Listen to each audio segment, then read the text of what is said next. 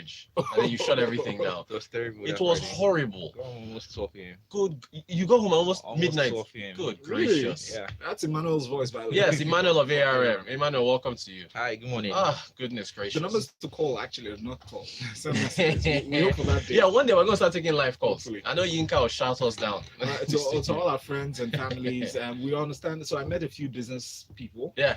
last week. Everybody just talking about Business Express. Amen. So I told them one day Rotus and I will be generous enough to give you guys shout out. Come on, you guys should come and protest for us to get 30 minutes to 1 hour. Actually, Yes, all of sponsorship, you. That's a conversation I had. Yes, Sponsorship, very good. So Business Express 91, to have this conversation, please send messages to WhatsApp 0809444091. That's the number. 0809444091. We'll stream it live on YouTube. You can send a tweet at smooth91fm on Twitter. Excellent stuff. All right, Lagos, real quick. The market was up on Friday, 0.19%. Top gainer was QTix. Portland Paints was our top loser. I think so far this year we're still down. I think about 12 or so percent where the market is. I think 11.87% the market is down. Emmanuel is here to calm our nerves on devaluation. Him and I were going back and forth downstairs, so I'm going to bring that conversation upstairs now. All right. So Emmanuel, there was this open letter that some individual wrote. It was published in the Punch. I tweeted it. His name is Michael Ohoko. I hope I pronounced that correctly. Owhoko. He's a publisher of an online newspaper called Media Issues. And the title of his open letter was Open Letter to Buhari over planned naira devaluation. And this individual alleged that there are plans, in fact, I'm quoting him now, I hear plans to this effect have been perfected and all stakeholders, including members of the Manufacturing Association of Nigeria, Nigeria Association Chamber of Commerce, Industry, Mines, Agriculture, blah, blah, blah. Everybody is in the know that by Q1 2020, they are going to devalue the currency. Emmanuel disagrees and says I should calm down. So Emmanuel, please tell us why we should calm down. We should not believe this gentleman. Because there's another story in BusinessDay. We're going to come to that as well to support this, because we don't discuss open letters on this show. But since it's about devaluation, we said let's talk about it. So Emmanuel, why do you disagree with what this man is saying? Okay, so theoretically, this naira should be trading around 400. Thank you for admitting that. Emmanuel has admitted, as we've all said here, the naira should be trading at 400 to the dollar. Okay, keep going. However, we know the impacts if we see naira trading at 400 is going to be very, very massive after Nigeria. First of all, we see inflation reading go very high. Secondly, this on the recovery program the federal government is doing is going to just make it so worse for them. That's the subsidy, yeah. Yeah, the subsidy. So by the time you look at everything, the impact on the economy is going to be very much. So the CBN just feels presently the CBN just want to keep the naira at where it is now at 360 to 363. Okay. In fact, they are doing all that is possible within their capacity to just maintain that maintain the naira at present level. Okay. Yeah. Now, let's switch from the letter now to, I read this headline in BusinessDay. BusinessDay said banks may be pricing in currency adjustments in Eurobond recall. So let's help out our listeners now. So the Eurobonds, of course, issued by banks. Yeah, let's define that for them. Banks also issue FCY foreign currency bonds to investors around the whole world. Yes. So most of these bonds, they have maturity dates. Some of them mature by 2025, 2022. So what we saw banks have been doing from last year to this year is that they've been calling off their Eurobonds. Rather than waiting to mature, they just call it off. So they are buy it back from recalling it early. Yes, they recall it early ahead of the maturity. So here's what BusinessDay is saying. BusinessDay is saying that the banks are saying, okay, instead of me paying these, because these things are paid back in dollars now. Yes. Instead of me doing that, let me recall it now, because they think a devaluation is going to happen next year. You disagree. Yes. Yes. Okay. So my understanding is that basically there's no much lending opportunities for these banks. Okay. For the banks, when you look at loan growth right from aside 2016, where we saw FX the FX devaluation boost loan. 2017, 2018, even H1 2019, we've seen loan growth has been very, very, very slow. Okay. I mean, it's been very slow. Okay. So there's no point for these banks keeping dollar liabilities in their books when you know that you can't. There's no opportunity for you to give out a dollar assets. Okay. So rather than just paying rather than just paying interest on these FCY Eurobonds, so it's just better for most of them to just recall these Eurobonds.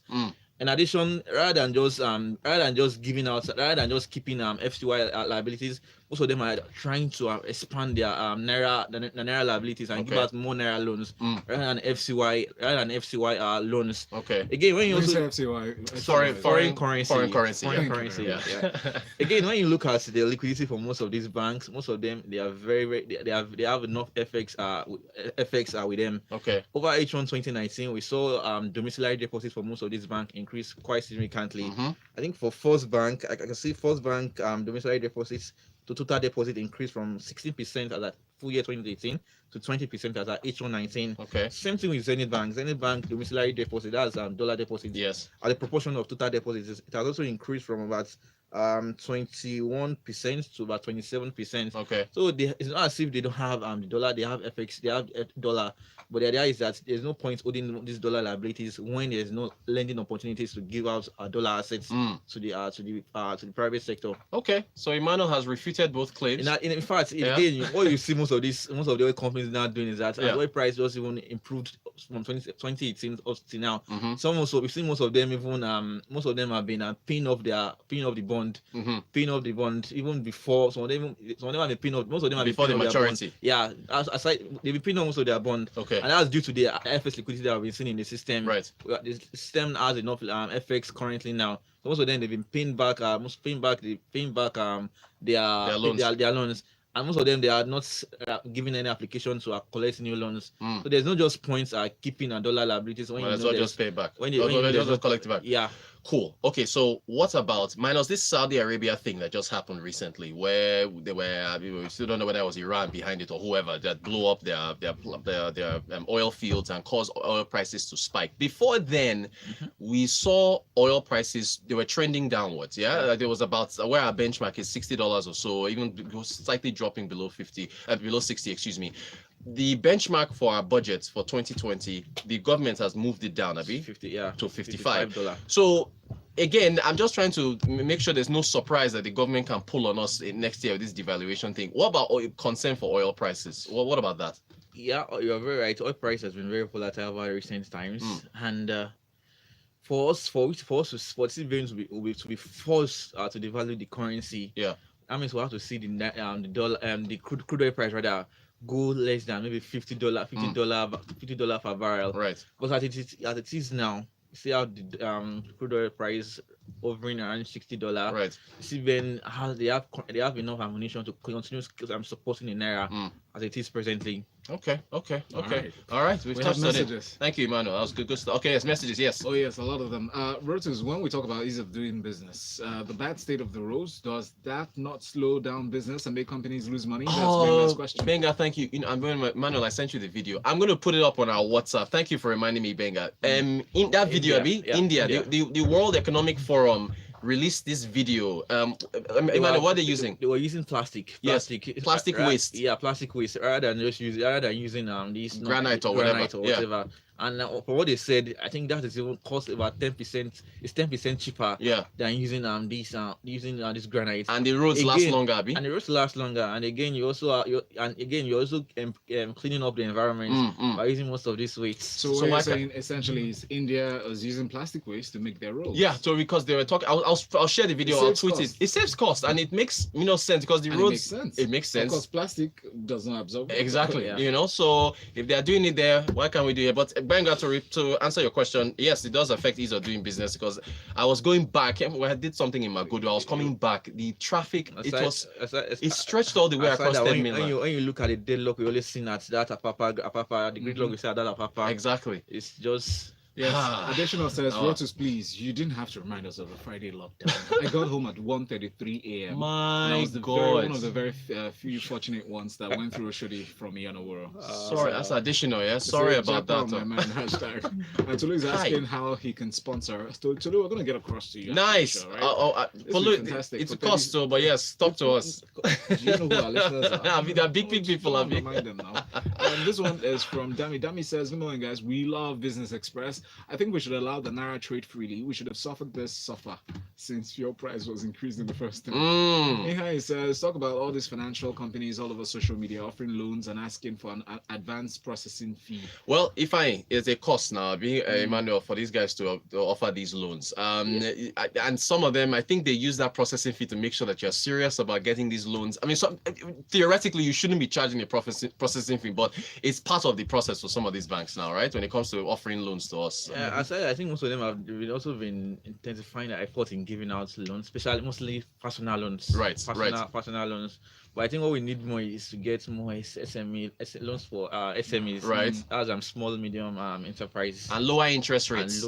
That's the one thing I want. Single digits. Oluzil says, "Good morning, guys. I feel like feeling through my teeth this morning. There's no currency devaluation before or by the end of the first quarter of 2020." He's been very sarcastic. See, Emmanuel, are you sure? Anyway, we'll be here next year. We'll see. We will see. By the grace of God. This one says, "What's up with the OPA office shut in Kano?" Okay. I haven't heard about that. We'll have to check. We'll discuss that on Tech Friday. Don't worry. This one is from, what's your name, please? TY says, Rotus, you'll invite Emmanuel to come swallow his words next year when devaluation happens. Everybody believes this thing is happening. TY, everybody believes it. Oliveira is back from First Act. He said, let's say I have my money in an investment like treasury bills and then devaluation occurs before maturity date. What happens to my investment? Your investment is fine now. Your investment is fine. It's in naira. Yeah, it's in naira, so it's fine. It's fine. Especially it's in T-bills. Yinka says, plastic waste to fix road in Nigeria. So people actually think we have sense in this country. My brother is still paying me from last Friday's madness just because of something that's avoidable. I trust Yinka. Anthony says, Ghana also have roads made with plastic. Okay. I didn't know that. Dapo says, once beaten, twice shy. Wouldn't want to fall victim again of devaluation. Lost some amounts to the 190 naira to 360. So I'd rather buy some dollars. Dapo is getting ready. AIE says on the story, when you call back a bond, you price it at a higher price. Yeah, that's for calling it back earlier. Yeah. Okay. And on traffic, IRA says this. So those of us that leave after Burger are kind of used to that traffic. Meanwhile, can we get lower rates? Amen, Lara. Amen to that. Amen to that. A long message. We acknowledge you. Thank you very much. Inka says, Rotus, in this era of charges here and then, these banks, very soon we'll be charged for breathing. Because I was at a fast food restaurant and I saw that I'm paying series of charges alongside, aside from what I ate. The consumption tax for restaurants and hotels in Lagos, it's about. I don't know the exact figure. I think it's 5 or so, 5%. The next time they issue a receipt, you should check. Even that POS terminals, you should check. It's high. At least for us in Lagos, shop. Ogban says Business Express should be an R. Yes. Let's show that the defense of the naira for a while more till economy can take the hit. The devaluation is equal to recession right now.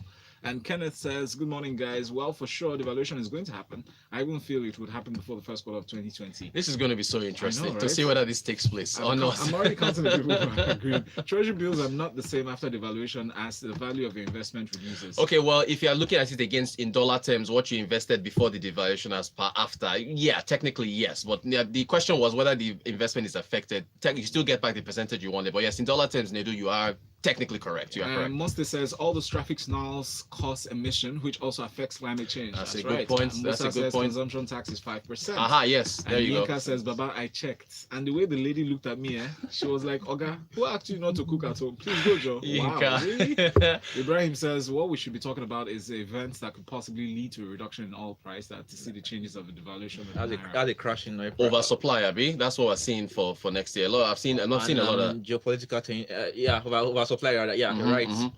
Interesting and stuff. then Isaac says on the food tax or income tax. I'll make I eat my meals at home. Look, I'm talking about that on personal finance this Wednesday. Yes, at 5:15 on Wednesday. Yes, it's very economical to cook your food and it's healthy. And you save money. Dude, we'll talk about this. Yes, now we do it all the time. Emmanuel, you cook your. Emmanuel is a big boy. You eat out. You cook your food. It's been a while. You know. All right. How much more time we have? We have no time. Imagine. We can use the entire show for messages. I appreciate everybody. Well, let me just tell you, you guys are analysts as well on this show. Thank you very much for all your messages. Emmanuel of ARM, you'll be back here next year and we'll see how far whether the evaluation takes place. Emmanuel of ARM, thank you so much for joining us today. Let's continue the conversation with hashtag Business Express 981. This is Smooth Breakfast. Business Express. Guys are preparing for the evaluation. Anyway, I'm buying dollar.